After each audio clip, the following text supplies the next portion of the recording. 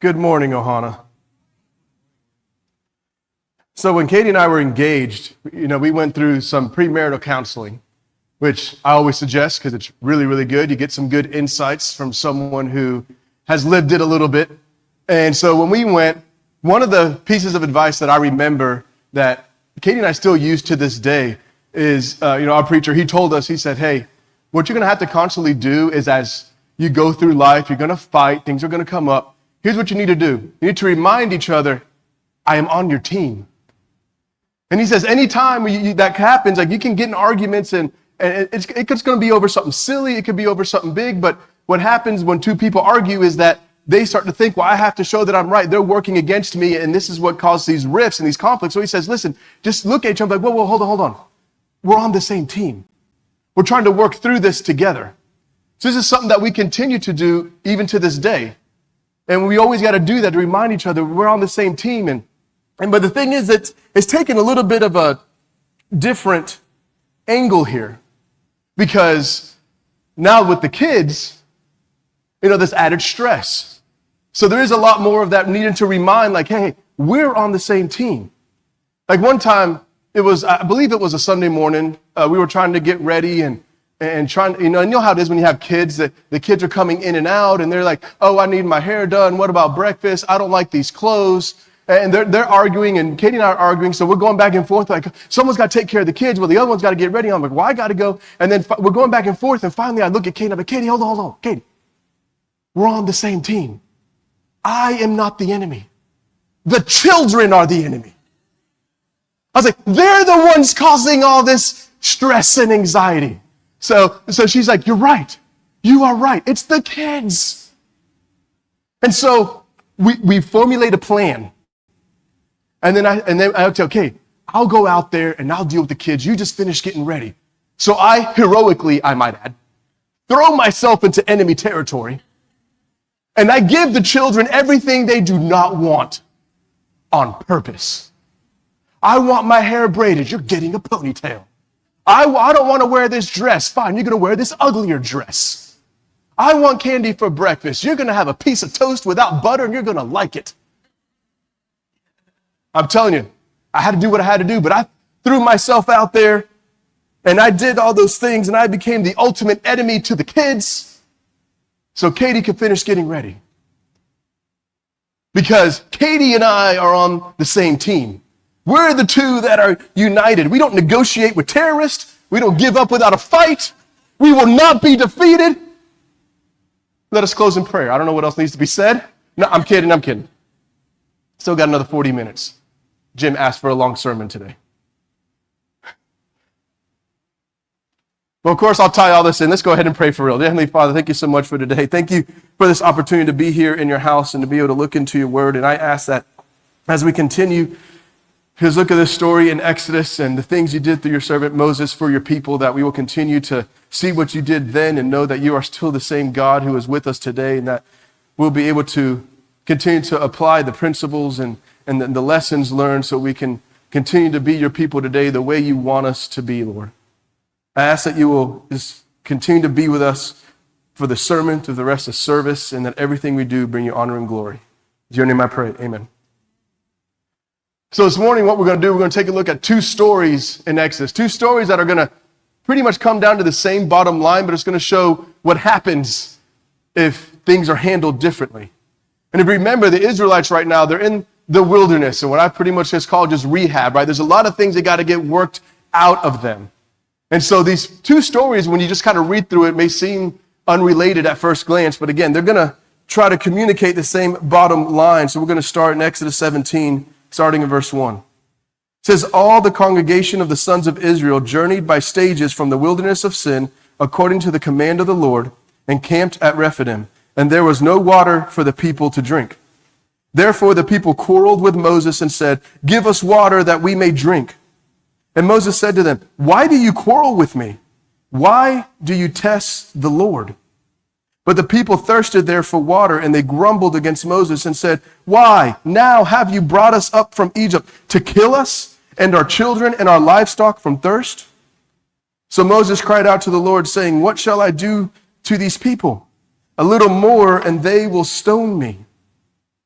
So once again, while traveling in the wilderness, they're met with the issue of not having water. And so since they don't have water again, they start to freak out and they start to, as it says, quarrel. They start to fight with Moses. And really what they do with what they say, they don't just fight with him, they're actually blaming him for the current predicament. And they're making a pretty serious accusation here where they're claiming that Moses has purposefully brought them into the wilderness just to kill them. So they're saying that Moses has done this out of evil intent. This is why they keep running against these issues of no food and no water. And this is why Moses has that reaction of kind of like, what are you guys talking about? What is this nonsense coming from? Like, you really think I'm going to come out here and kill you on purpose after everything that's happened? Like, what is in your minds? And I'm sure we've all known this feeling from Moses. You know, you're just doing your job, and you're doing your job the best you can, and out of nowhere, people are all mad at you and start blaming you for something that went wrong, and you're like, I had nothing to do with that. What are you talking about? I'm sure we've all felt that, right? We've all had that kind of blame. So you can understand where Moses is like, what are you doing? Like, I don't understand. And so this is something that, unfortunately, is all too familiar even in the church today. You know, especially when things aren't going great for the church overall. You know, and I've seen this, unfortunately, myself in multiple churches. I've heard of stories of other friends in ministry that this kind of thing happens. And it's funny because it usually comes down to one of two things. If giving goes down or attendance goes down or both goes down, leadership starts to freak out. And leadership starts like, well, if you did your job better, more people will show up. Well, if you did this, if you did that, and they start eating at each other and they start blaming each other for this decline. And then what ends up happening is there'll be some serious and personal attacks against these people. So the people who get the worst, what they start to do, they want to defend themselves. So then they start talking to people. They start getting the congregates involved because they're like, hey, I gotta get some people here so they can come with me and defend me because of what's happening.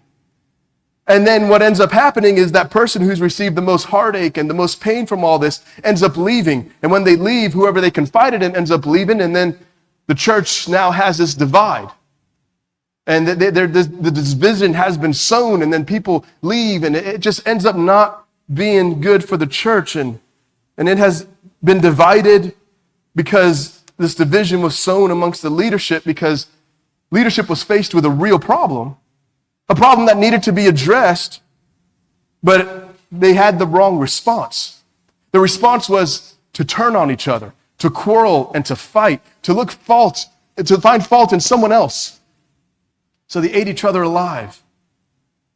And the thing is, like, if they would have realized what they were doing, if anyone in the church, when you're quarreling, if you realize especially when you feel like needs aren't being met and things are going wrong, and you're sitting here and you're just like, man, if they just did this, or if they just did that, or even if you look at it and you're like, if I just did this, like, why doesn't God, like, if we considered something, it could have saved the quarreling amongst the people a lot of heartache. And it's this fact here when it says, when the people of God complain and blame, really what they're doing is questioning God's faithfulness. And this is why Moses says, or really asks the question, why do you test the Lord?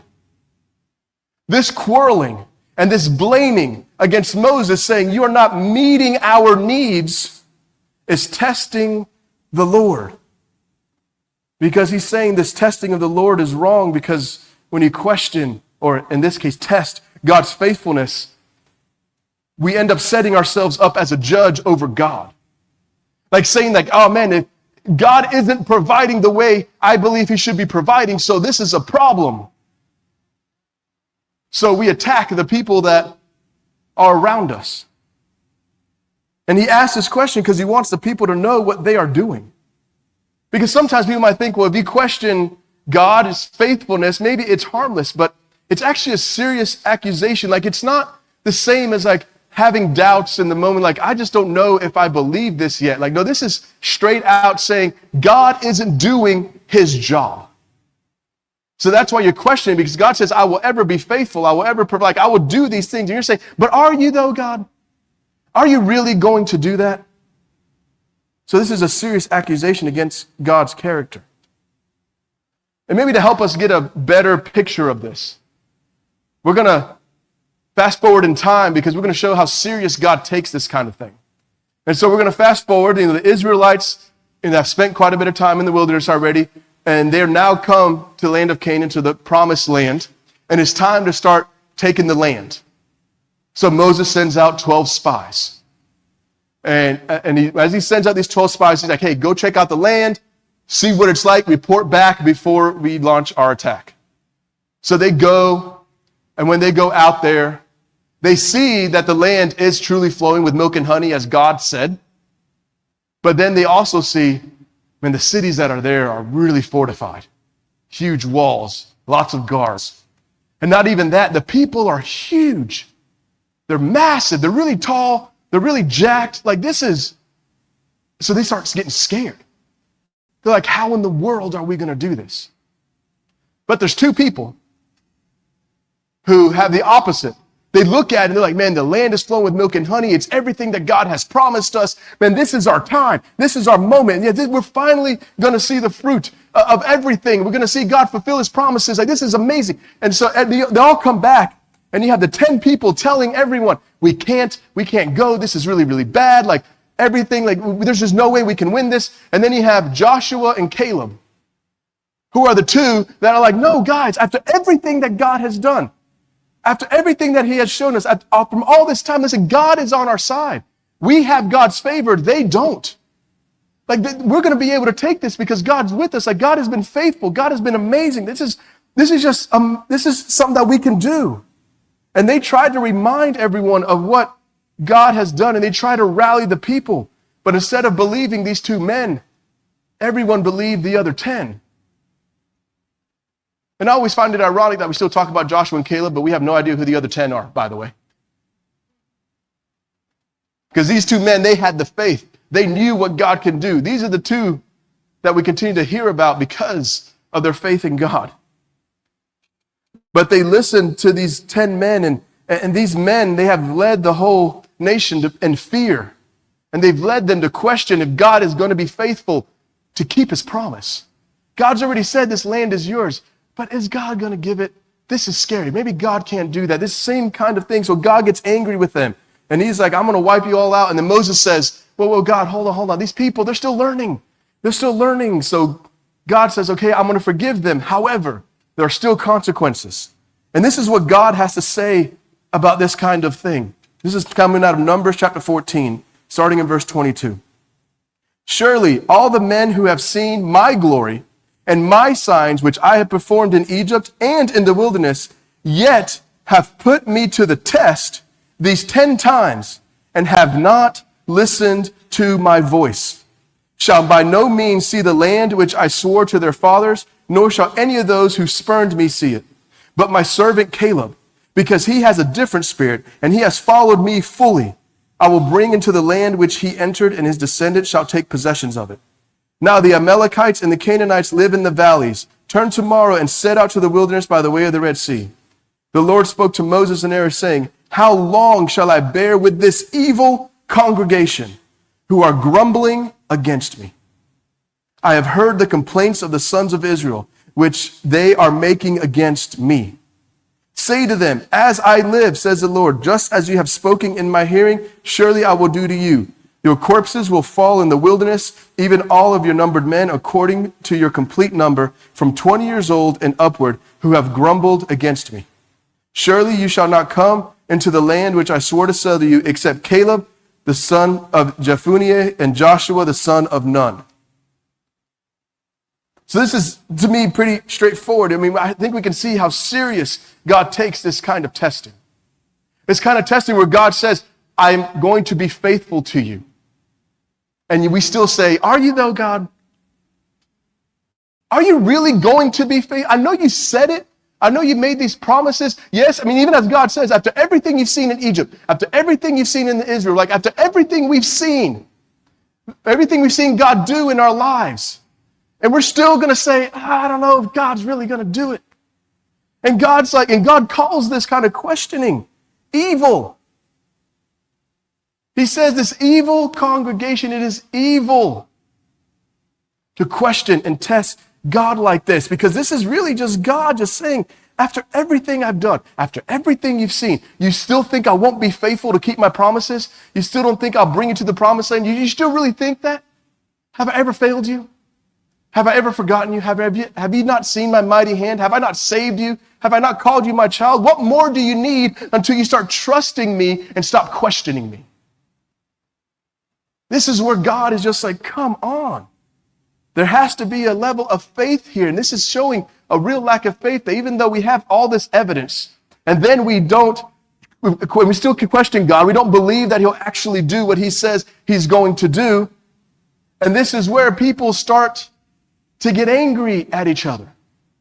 This is where you'll have people start, well, you said this about God and it hasn't happened. And then you start having these quarrels amongst each other. People start, God maybe isn't real. Maybe this church isn't real. Maybe because this kind of lack of faith divides us. And divided, we quarrel. That's what happens. When we are divided and we're focused on the wrong things, we quarrel and we fight and we blame. When we go back to Exodus, God, of course, provides water. In spite of this, even though they test God. But then Moses, he calls the place Massa and Maria, which means quarrel and test. Because they quarreled with Moses and they tested God. And then verse 7 says, the question they really ask, is the Lord among us or not? They're really wondering, like, hey, we don't have water again. Is God really with us? I mean, it's like every time something comes up, every time they're met with, I don't know if God's going to provide. These provisions aren't met. We need water. We need food. They're always questioning, is God really with me? And this is where God says, don't test me like that.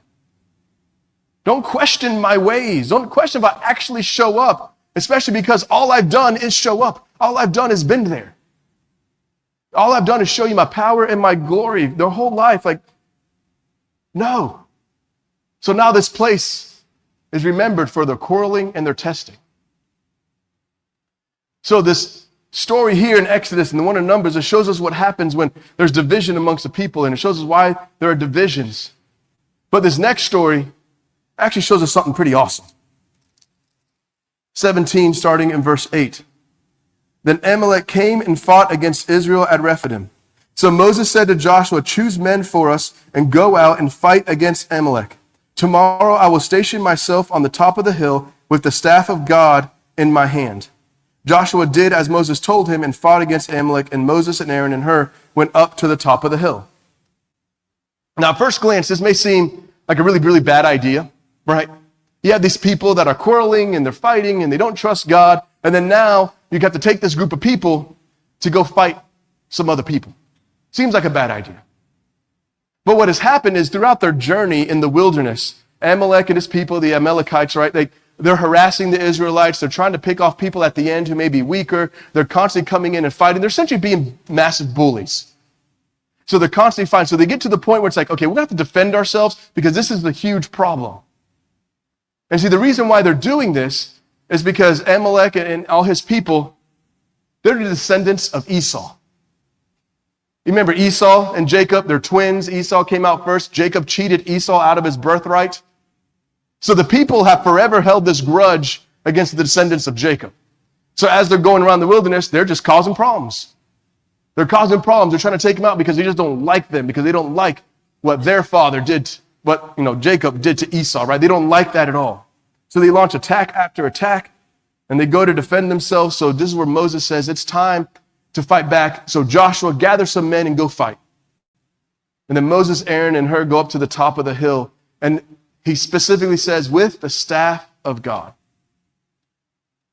Now, sometimes it's like, why would you mention that the staff is there, right?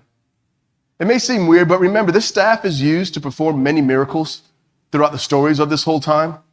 And that staff that he had there represented divine authority, divine power, and it represented God's presence with Moses and with his people. So him saying that he's going to go up to the hill with the staff and overlook the battle was a sign for Joshua and all the people that God will be with them through this battle. And so we already talked about Joshua's faith. So he's ready to fight. He's like, sweet, like if you're going to be up there, this is what we need to do. This is what God says. Let's just go do it. So he gathers the people. And remember, this is also really significant because they don't have a whole lot of experience fighting. Remember, before, a couple weeks ago, we talked about how Jesus moved them a different route so they wouldn't see battle because they weren't ready for it. But God commands it. Joshua is confident, not just because Moses will be watching, because he knows God will be with them. But here they are again, once again, facing a situation where they need God's presence. They need God's power. If God is not involved, they will not survive. Because again, they have little to no experience, but they move forward anyways. And this is what happens next, verse 11. So it came about when Moses held his hand up that Israel prevailed. And when he let his hands down, Amalek prevailed. But Moses' hands were heavy. Then they took a stone and put it under him, and he sat on it. And Aaron and Hur supported his hands, one on one side and one on the other. Thus his hands were steady until the sun set. So here we actually have a very different picture of the Israelites. You know, where before they were faced with a lack of water, they start to grumble and complain. They turn on Moses, they turn on God. But this time when faced with battle, they are united. Moses and Aaron and Hur are on the hill. And Joshua and the others are in the valley, and they're fighting the same fight, but from two different angles, two different ways. And even though they're fighting in these different ways, what makes the difference is they have the same focus. They're God-focused. Everyone on that battlefield is focused on God. I mean, because they're really, truly fighting like a team, and they realize the captain of the team is God. He's the one leading. Because again, that staff that's there, they see it, it symbolizes God's presence. So when he holds it high, they have that focal point, which is God. They know God is with them. And they're fighting, and things are going great. But as soon as Moses' hands start getting tired, and that staff gets out of view, and that focus is gone, and they start to lose. And this actually reminds me of this movie that I love, fantastic movie called The Patriot, starring Mel Gibson. And this takes place during the Revolutionary War. And there's this one battle scene, which is this one right here. And they're out there, they're fighting the British. And the guy who's carrying the flag with, the 13 stars, they're saying, we are the United States. He ends up, they're fighting, they're doing good, but he goes down. And the flag goes down. And when that flag goes down, they start to lose. And they're just like, I don't know. And they start pushing back, and the British start pushing them back, and they're scarred, and they're like, they're really losing that momentum. And then Mel Gibson's character, he comes in, he runs, he sees, he starts fighting through people, he's getting through. He goes so he can grab that flag, and he holds it up high, and he starts running to the front, and he's fighting up until he gets to where these arches are. And he gets to the top, and he just starts flying it. And as he's flying that flag, everyone sees it, and they're like, rah! And then they just start fighting, and they push the British back, and they get to this moment, and he's there, and he just looks at everyone, and he just goes, let's go, and he just takes off, and they keep pushing him back, and they win this battle. And I just think of that because it's like that guy who carries the flag, right? Like this is that focus. This is what he's saying, this is what we're fighting for. That's why they bring that flag into battle so everyone can remember why they're there. So when that thing goes down, it's like, gosh, why are we here? It's like they just don't see it because it seems like the thing that they're fighting for fell. But when it's picked back up and their focus is back on the thing that matters, the reason why they're fighting, this is why they end up winning. Because they're refocused and they're able to win and press on. And it's the same with the Israelites. When they couldn't see that staff, they lose focus. They lose focus that they're there because of God, and God is amongst them, and God is going to do these great things through them. It reminds them who God is, and that God is the one giving them the victory. But when they don't see it, they lose that focus, and they start to rely on themselves, and they start to lose this battle. And it shows an important lesson for us. It's like, listen, God supports his people when they are united in him. When we are united in him, God supports us. He's with us. He is amongst us. We feel his presence. And that's how he wants us to be. So in these two stories, we have these different outcomes. The first one where the people turn on each other, and in spite of their divisiveness and testing God, he still has mercy and provides for them. But now that place is remembered for their fighting and their faithlessness. It's not remembered for a good thing. But then the second story, the people are united with their focus on God. And listen to what happens next. It's showing the power of God, starting verse 13 with 17. So Joshua overwhelmed Amalek and his people with the edge of the sword. Then the Lord said to Moses, write this in a book as a memorial and recite it to Joshua, and that I will utterly blot out the memory of Amalek from under heaven. Then Moses built an altar and named it, The Lord is my banner. And he said, the Lord has sworn, the Lord will have war against Amalek for generation to generation. See, because they were united this time, together with the same focus in God, they overwhelmed the enemy and won the battle. And then Moses builds this altar to commemorate the victory, and it's called, The Lord is my banner, which is this rallying call for everyone to battle and to remember and to focus and to know that this is God. It was God and his mighty hand that gave them this victory because they were united.